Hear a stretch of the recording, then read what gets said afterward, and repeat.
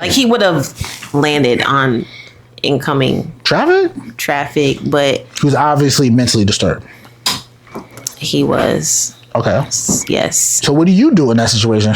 Well, we had to find him because there were a lot of different bridges in the area. So we were dispatched to so many intersections at the time. And my partner and I, we were like the second car on scene, but we were the first ones to actually see him. Okay. If that makes sense. And he was holding on, similar to like a sloth when they're hanging onto a tree. Mm-hmm. And there was a moment, I remember this like crazy. There was a moment where he literally could have fell on top of a semi truck.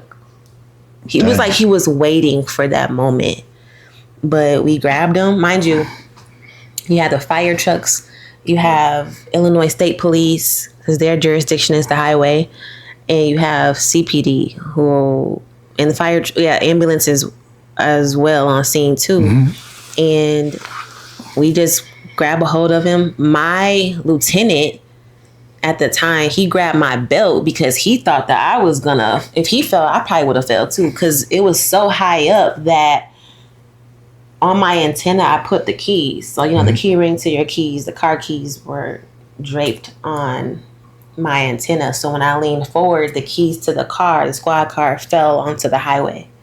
Dang. Yeah, it was pretty intense. So he was fine, and thank God. So when you grabbed him, was he trying to fight y'all off? He was mad. He was so mad at us for helping him, save him. But I don't care. We saved your life, and you're still alive.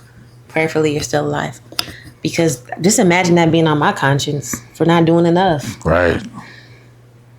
Yeah, so he was transported to the hospital. We took the paper on it, which is the report. I contacted his mom. She was super appreciative because the nursing staff didn't. They were like, they let us do it, And then we went into a room. We talked to the parents of the young kid. The nurse was there with us, and they had all the questions. And come to find out, he was under the influence severely. Like, it just landed him in that spot of distress. Dang. But yeah, he was not really happy with us. Okay. So what's a common misconception that people have about police officers that is just clearly not true? I mean, I think there's so many. There are. Man. I got like 10 in my head right now. Probably that we're just... But I don't know if it's true or not. Well, what are the ones you know? Can I just rattle off and you just tell me if it's true or not? I can tell you about my experience. Okay. But here's one thing I want to say to clear the air. Please.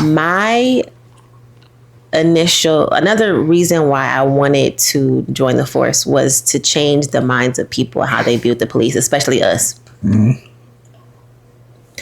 So I think I went in with the right intention, but I believe that there's so much that has happened against us that it's hard to change the mind. So I just made sure that when I was faced with the job at that moment, I gave the best service I could. Because I want them to remember, like, okay, not all officers are like that. But Officer Tate did what she had to do.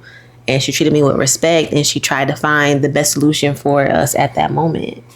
So, but yes. Well, what are you going to say? Okay, so, and Miss Fly, you can chime in too if you want. But misconceptions. So,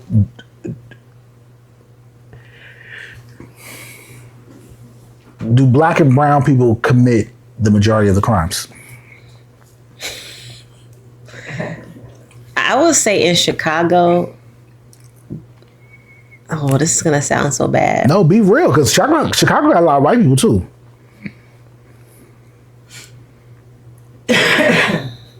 Keep it real. I'm gonna say it this way. Okay.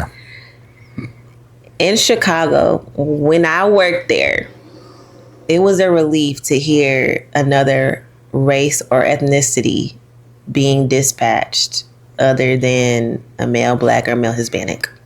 That's what I'll say. Because that was the majority of calls. unfortunately. Okay. All right. And Now, so we never really said, there was a code for race too. So male 1 is black. And mind you, I know that because there were so many male ones. involved in things. Yes. Okay. Are majority black and brown people still the majority committing the crimes even as females when it's females?